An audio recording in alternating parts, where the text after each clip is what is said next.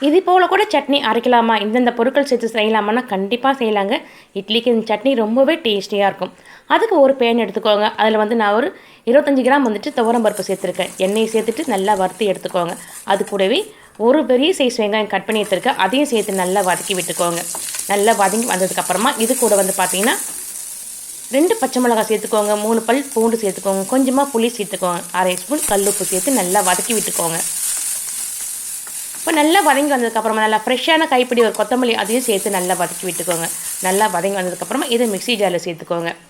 சேர்த்துட்டு அது கூட ஒரு 1/2 கப் வந்து வறுத்த வேர்க்கடலை சேர்த்து கொஞ்சமாக தண்ணி விட்டு சட்னி அரைச்சி ஒரு பவுலில் சேர்த்துக்கோங்க. அதுக்கு ஒரு தாளிப்பு கொடுத்துருங்க. பாருங்கள் ஃப்ரெண்ட்ஸ், இந்த சட்னி செஞ்சு பாருங்கள். இட்லி தோசைக்கு ரொம்ப ரொம்ப நல்லாயிருக்கும். கண்டிப்பாக ட்ரை பண்ணுங்கள். இந்த வீடியோ நான் உங்களுக்கு பிடிச்சிருக்குன்னு எதிர்பார்க்குறேன். அப்படி பிடிச்சிருந்தா நம்ம ஏடிஎன் மகை சேனல் போய் மறக்காமல் சப்ஸ்கிரைப் பண்ணிக்கோங்க. லைக் பண்ணுங்கள், ஷேர் பண்ணுங்கள். பாய்.